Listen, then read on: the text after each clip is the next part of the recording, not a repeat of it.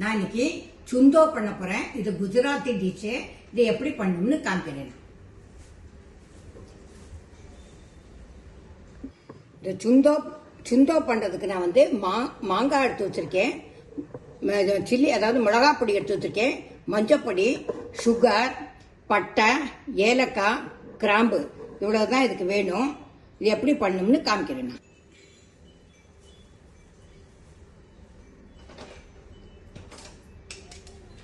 முதல்ல மாங்காயை வந்து தோலை சீவிட்டு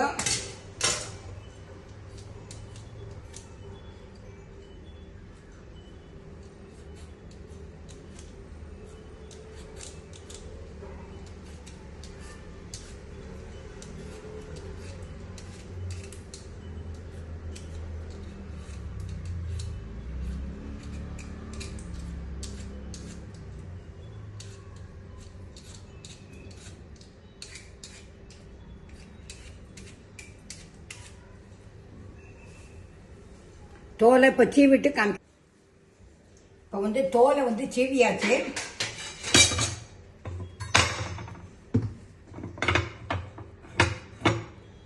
இப்போ வந்து நான் வாழைக்காய் சீவரத்தில் வந்து நான் வந்து சீவ போறேன்.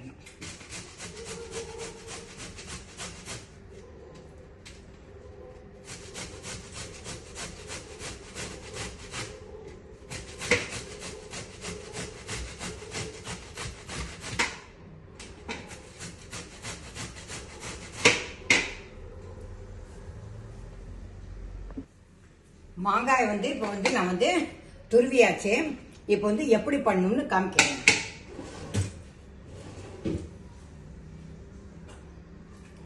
ஃபர்ஸ்ட் வந்து அடுப்புல வந்து ஒரு கடாய் வச்சிருக்கேன். இந்த மாங்காய் வந்து இதுல போடுறேன்.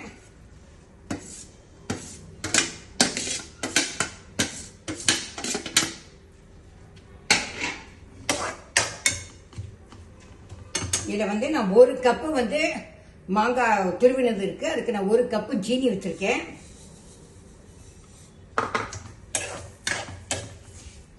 இது ரெண்டையும் முதல்ல லேசா கிண்டிக்கிறேன். நான்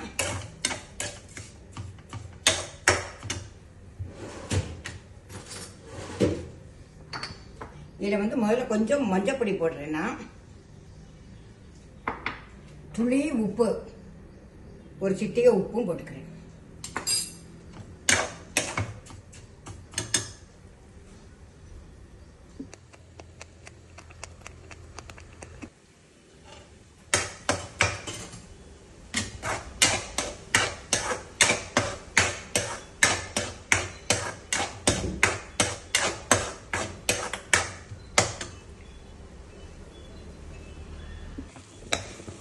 வந்து சுண்டாக்கு வந்து மாங்காயில் வந்து தண்ணியெலாம் ஒன்றும் இல்லை, நல்லா திக்காக எடுத்தோம்.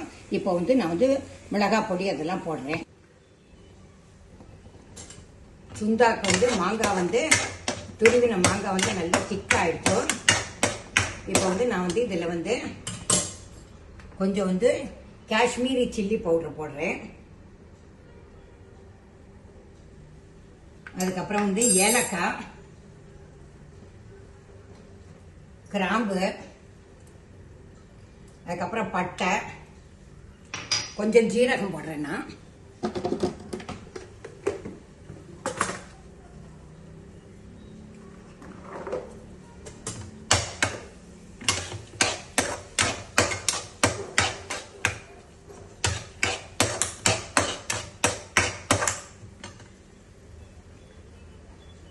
சுண்டோ வந்து ரெடியா எடுத்தோம்.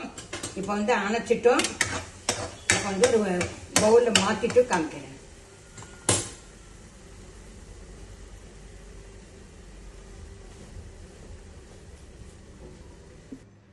சுந்தோ வந்து ரெடி ஆகிட்டோம்.